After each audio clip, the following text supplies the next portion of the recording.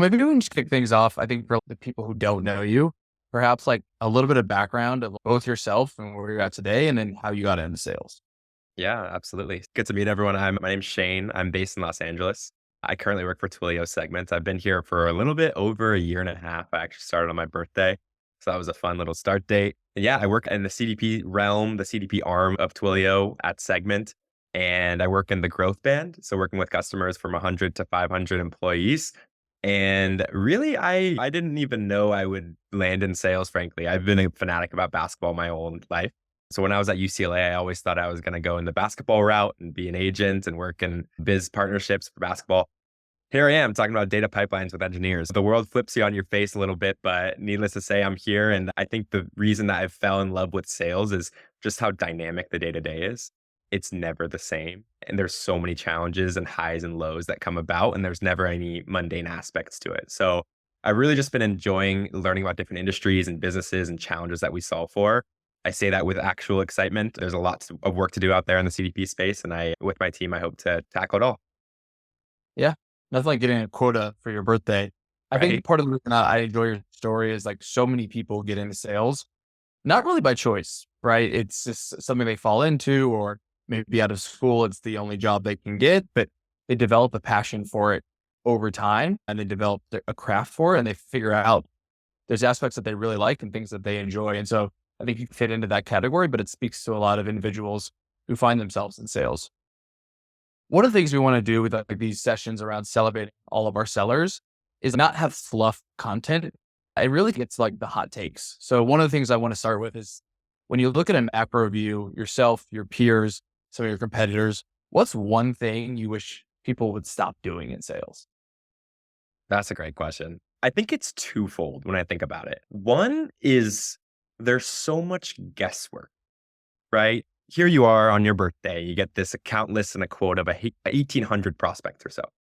One, where do I begin, right? Not only am I enabling with a product, understanding the challenges, industry solutions we solve for, but where do I begin with that 1,800? Introducing guesswork, right? So along this guesswork frame, sellers are trying to identify which accounts and what people at these accounts could be a good fit to have initial conversations with. It's very difficult. It's very difficult to prioritize. And I think there's twofold impact. One, it's a waste of our time to not entirely know who to start with or where to start. A lot of times people call it just, I think it's, what is it, Nick? Like sales paralysis or prospecting paralysis. Have you heard that before? Yep. Yep. Something. So you're literally just paralyzed. You wake up 8 a.m., Yeah. you have your coffee, and you're like, where do I start today? So there's that.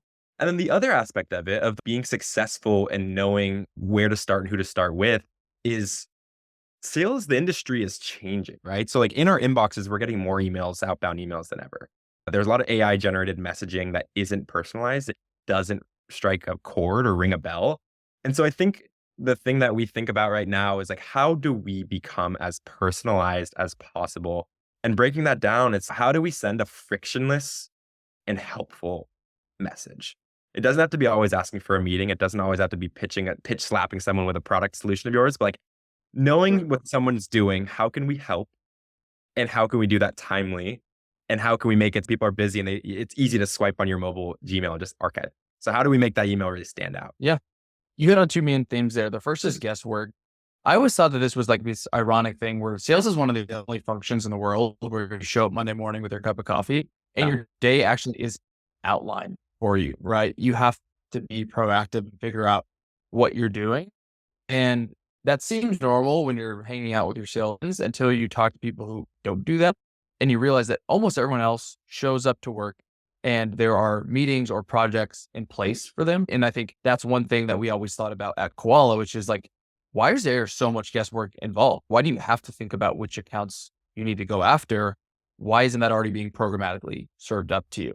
And so I think the guesswork piece is really tough, right? If we could all stop doing it, I think all of us would agree our time would be used in better places. Now, there's a few select individuals out there with the sales spidey senses that always seem to know where to spend their time. But I think across an org, it's a struggle for a lot of people. Mhm. The second thing you mentioned is like that personalization aspect. It's funny, when I started in sales 11 years ago, people were still talking about this. I think we'll always be talking about it, but more and more, I think it becomes such a big focal point for all the sellers out there, which is just if you want a snowball's chance of hell of Mhm. standing out on any channel that you're using, you need to have every single bit of data at your fingertips to Yeah. give yourself an advantage because it's a really tough thing that we're doing. And even when you do it incredibly well, there's still a large chance that it falls on deaf ears, right? And so I appreciate you sharing both of those. Yeah, and if I can chime in on that point on the Of data course. realm, like sellers have access, maybe don't, depending on the wallets of companies. They have access to a Yeah. heck of a lot of tools out. A lot of us live in Salesforce/HubSpot. We have a lot of website data. There is spreadsheets. We've got just like tools and places where data lives everywhere. But I think it's difficult to go to one place to actually digest the data, right? Because if all this data lives in Salesforce, that's great. But like, how do we actually pull a report or something meaningful to help us prioritize? And a lot of that's manual work today. So sellers just need to be pointed in the right direction with something that's centralized. Yeah. I think like when I hear you say that, I think about the word like actionable, right? It's one thing to collect all of the data in the world and lock it behind some data warehouse where no AE or SDR is ever going to access it.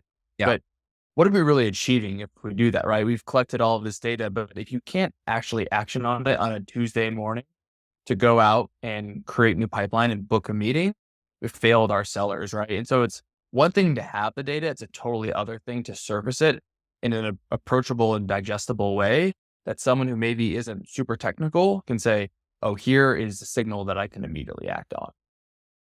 You 100%. mentioned personalization and how important that is. Mhm. I also tend to find that being personalized is like half the battle. The other half of the battle is just like putting on your creativity hat and figuring out like, can I have fun with prospecting? Can I figure out like a creative way to get into an account, whether that's through people I know or through a subject line that's just so out of bounds that like it gets someone to get their eyeballs on it. Can you give me an example of a time that you feel like you use your best creative juices to break into an account and into a prospect? 100%. Yeah. And it's this sing and dance of we have a volume. Everyone always says it's a numbers game. You have sales leaders saying quantity, volume, touch points.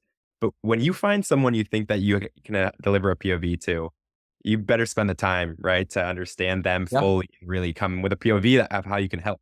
So there's a company, I don't, not to name them. Essentially, what I did though, after noticing and recognizing that I think we could be a really good fit for them, I signed up for their fund, right? So I signed up for, I downloaded their app.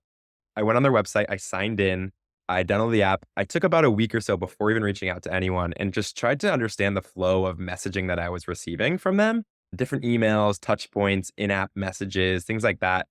I tried to understand it objectively and without any segment CDP bias so that I can have that framework first. And then I started to think about, okay, what could be improved here?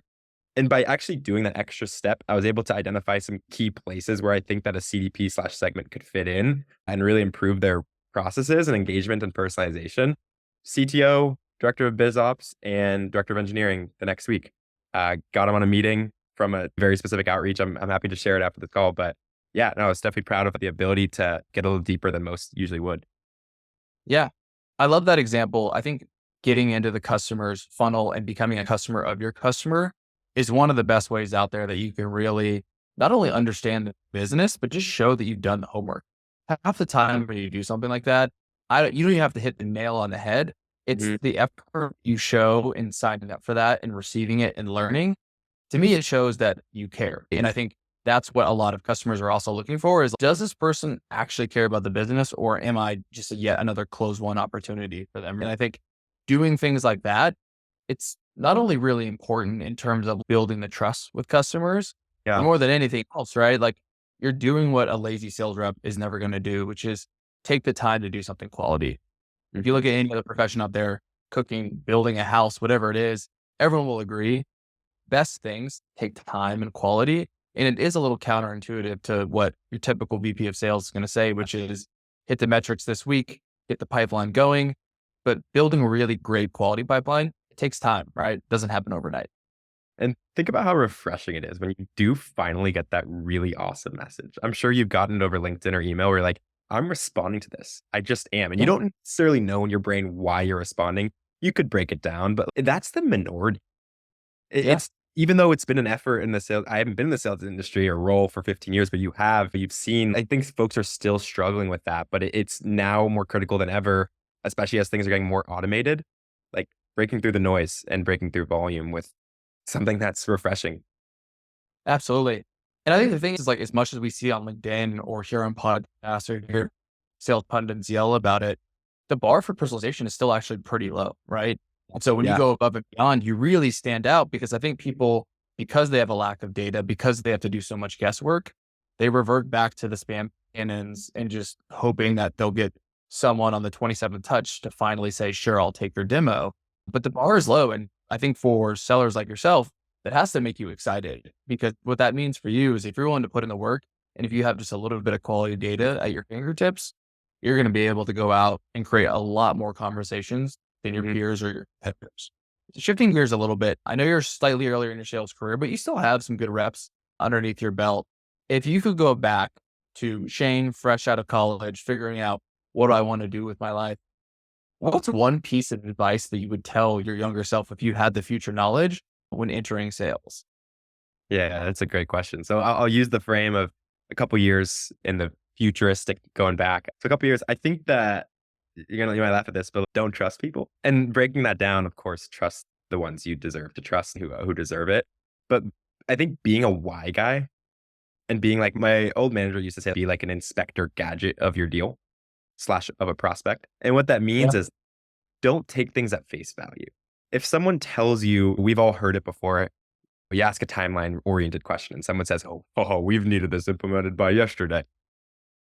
Why? And not just why, what's going on in the business to drive this urgency? Okay, what happens if this doesn't happen? And thirdly, like, tell me why amongst the why. Like, you just be curious. And I think sometimes when you're first starting, you get really happy and excited by answers like that. But asking the whys and the deeper layers to the surface level conversation that you're having. And then the Yeah. second, you were going to say something on that No, no, note? you're good.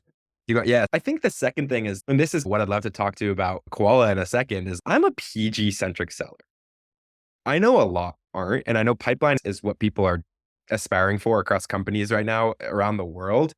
And a lot of AEs now are having to shift to being more outbound oriented AEs and less reliance on SDR works.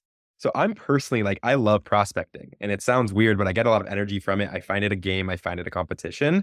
Um, but that it's sometimes that volume that I enjoy in trying to reach out to new people and get in front of them. Sometimes it hurts me in a way because instead of I have a prep session for a call coming up in 30 minutes, I'm still on Koala like 15 minutes before the call and still outreaching, Yeah. finding a new person I could reach out to.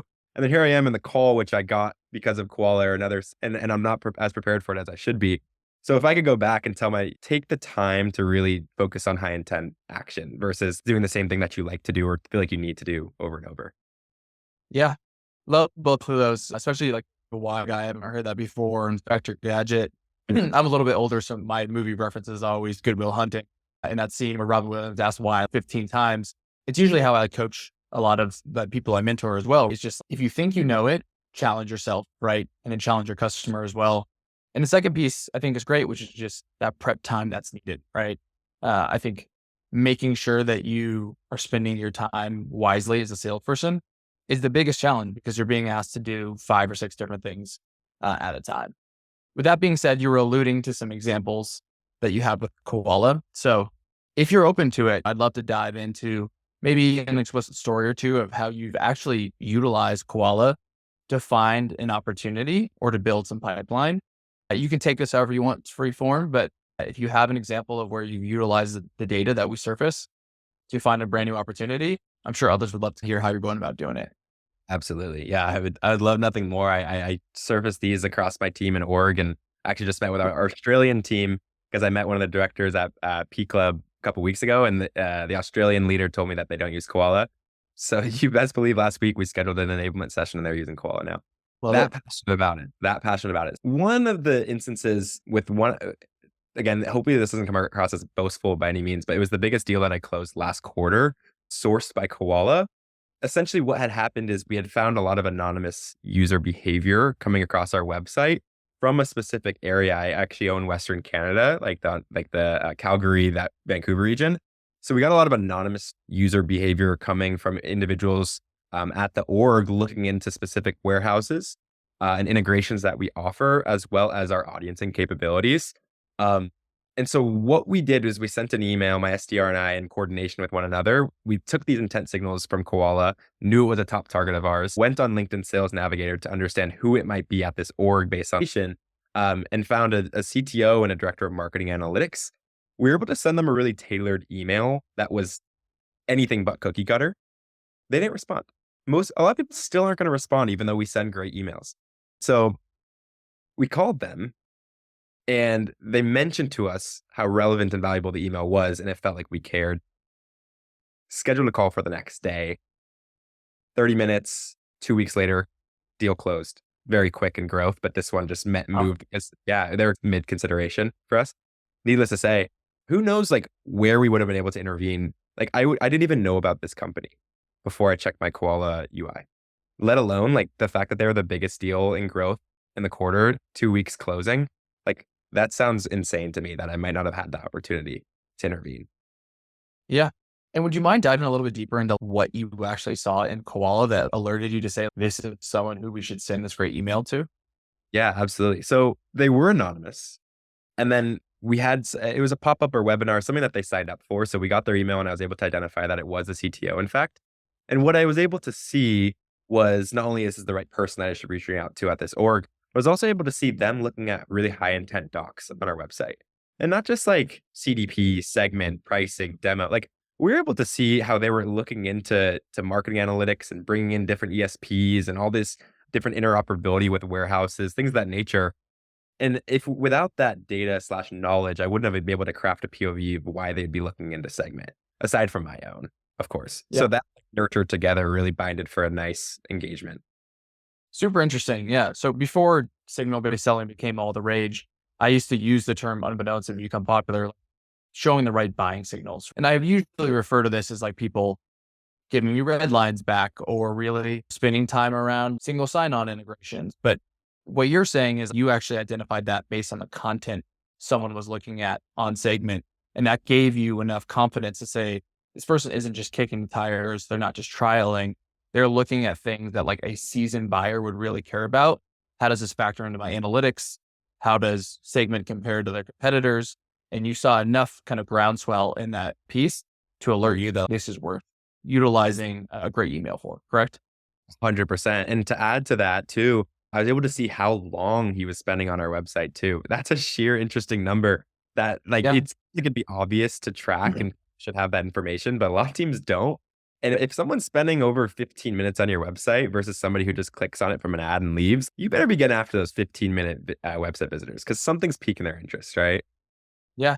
That is such a callback to your original point around guesswork. It shouldn't be painful to try to figure out like who's interested in you, right? You might have opportunities where you have to purely cold outbound and it's the number one account in your territory. You might have to still do that to go make President's Club. But for the people who are really interested in you, we should be serving this up to sellers, right? Like this is quality data that you can capture and that's being captured at orgs today. But if you didn't know about that, would they have bought still? Maybe, but would you have been able to close the deal as fast as you did? Certainly not. And so I think that really comes back to that point you said earlier around that guesswork. I think eliminating that guesswork and making it obvious to you that someone who has spent a ton of time on the website or in the app obviously is a good use of your time to go out and try to have a conversation. Maybe you would have learned the evaluations happening next year, but you never know if you don't get alerted in the first place. Absolutely. Right there with you. Any other examples you want to share with us?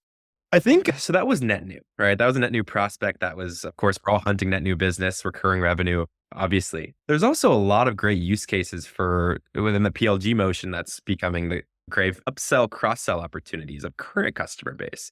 And not just for sheer just retaining them and bringing in more revenue to the company, but like really trying to understand why they might be looking at an additional module or looking into something that might be helpful for them that is, not accessible within their workspace today. So Koala will also, what's nice is it'll also show you a lot of CSM related things too, right? So it'll show you product usage and analytics and knowledge for your current customers. So not only can I see, oh, interesting, a new director of RevOps just came in, not a typical segment customer, came into the workspace.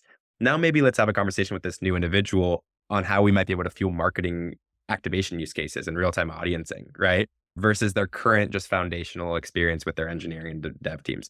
So it's really helped me like, and also, of course, the integration with Slack. I get this notification in real time.